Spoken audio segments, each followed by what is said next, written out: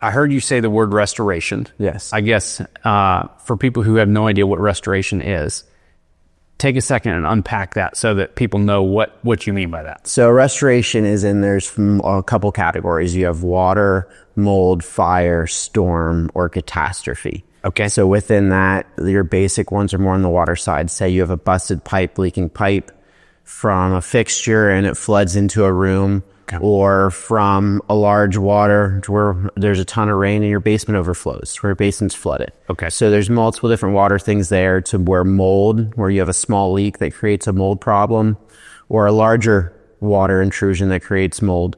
And then on the fire side, someone's house catches on fire, or any kind of electrical fire from there. Okay. And then that restoration is restoring those from any of those events back to how it was before. Okay, so basically you're dealing with, on the front end, your house catches on fire, now what, right? Yes. They would reach out to you after they put the fire out, and you're like, okay, we're going to go in on ground zero, figure out what's going on, deal with a remediation process of just doing catastrophic emergency work, so maybe boarding it up, getting it to where it's stable.